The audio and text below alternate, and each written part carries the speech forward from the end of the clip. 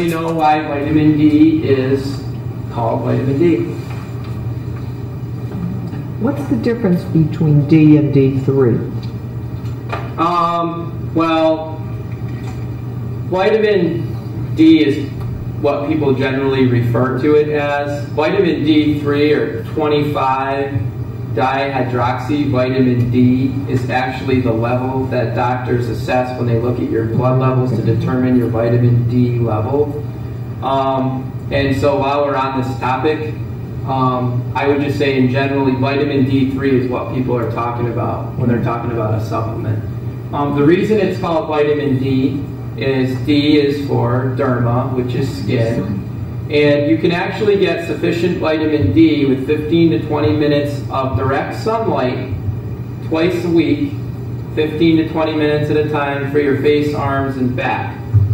But because of skin cancer and concerns of skin cancer, a lot of people are turning to a vitamin D supplement, particularly people like us in a northern latitude here in Connecticut, because we don't get a lot of sun during the winter time unless you're out there skiing or something like that. But you usually don't ski with your shirt off.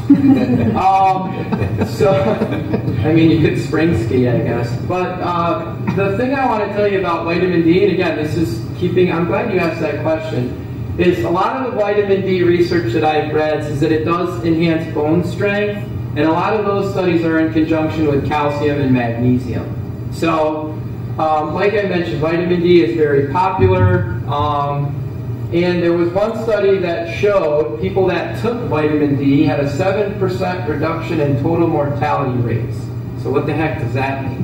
It means that in that population, there were 7% less deaths occurred with people that were taking it. So you could kind of say, okay, well, vitamin D has a life-preserving quality to it. Perhaps. That was a study. I do want to say this, too, and again, this is the scientist in me. Somebody asked me on the newsletter, how much vitamin D. They told me how much they were taking. They were taking 5,000 international units a day. All right? Does anybody know what the recommendation is if you're under 70? It's actually 600. Yeah, if you're under 70. If you're over 70, you can celebrate with 800. You know? So the bottom line there is 600 to 800 is recommended, but I will say this.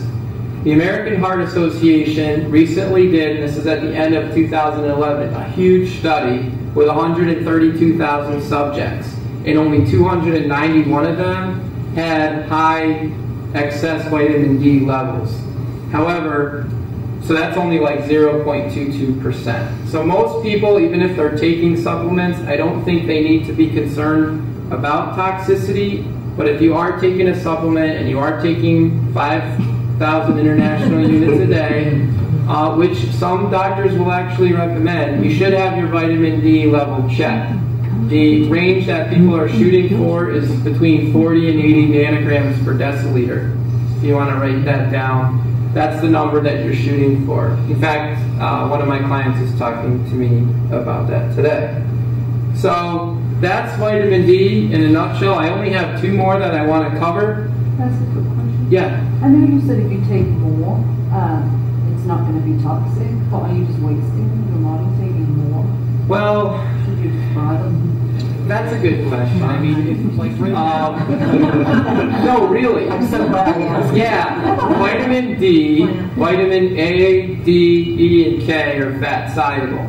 Great, so what does that mean? That means if you have too much of it, it can be stored and it can be toxic. So vitamin A, D, E, and K are fat soluble, which means you need fat in your diet to absorb them. So vitamin C, vitamin B, if you're taking excess amounts of those, you're just going to have nice urine that's expensive. It's just going right through you. So, you know, with your vitamin A, D, E, and K, they can be toxic. But that brings another question that's kind of related to what you said too. My general feeling based on research is the body can store fat-soluble vitamins for 2 to 3 months. So if you take a supplement for A, D, E, or K, unless you're low on it, your body's going to hold on to it for a long time. Water-soluble vitamins like B, all the vitamin Bs and vitamin C, the body turns those over within 2 to 3 days. So I think, like I said earlier, and even I do, a multivitamin, if you take it every other day, even if your diet's okay, chances are you're still gonna be okay. You know what I mean? We're not, if anything, I would say nobody's in here is malnourished on any level. But that's something I like people to know too. I mean, if you really look at the scientific fact, the fact that 2 to 3 months of storing A, D, E, and K, do we really need a lot of it? Really depends on our situation. It depends on our diet. So my whole thing is, if you were going to take a vitamin D, the Nature Made D3 2,000 international units would be one that would be okay. So does that answer your question, Ann? Well, I'm just talking about how fickle the whole science is that one time it's not good for you and the next time more is better. If you look at how things change, it's very confusing. Yeah, it is. That's why, I mean, I try to stick with what is now. Because even when I studied nutritional sciences, when I got my master's degree, back then, 65% of the diet should have been carbohydrate. And there was like this huge, anti-fat craze, because fat was what contributed to cholesterol and heart disease. Now they're saying you should go lower carbohydrate because too many sugars are what's causing inflammation. So I'm a big fan now of healthy fats like avocados and guacamole and healthy nuts. I'm a big fan of that because I think, it seems like things kind of balance out. Now, the recommendation by the RDA for carbohydrates, for example, is anywhere between 45 and 65. That's a big window there. For that, by the way, represents the percentage of calories that should come from carbohydrate in your diet. So again, I think you take everything with a grain of salt.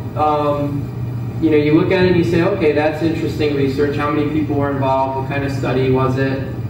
Is this something I should consider taking? And that kind of thing. Dave, do you think something like Centrum has that passed?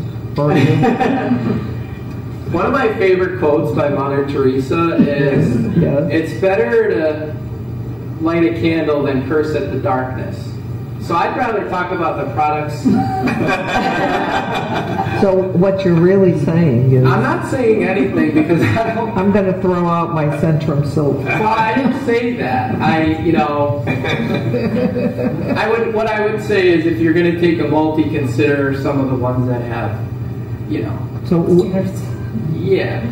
I had a nurse tell me about Centrum, and she told me that with all the studies that they did, that they were consistent in what they said was going to be in that tablet, and she said it was a good vitamin to take. Right.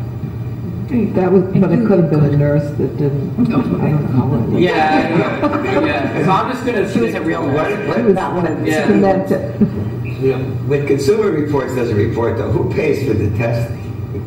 It's the company. The company whose product is going to be tested pays for the testing. Sometimes it can be biased. That's why I like those. That's why I like all those unbiased things. And even Consumer Reports is going to come forward with, the efficacy aspect that I mentioned. Yeah. So I mean, we live in a country where people do need money. They need money to survive. So, people do have biases and prejudices. That's the nature of humanity.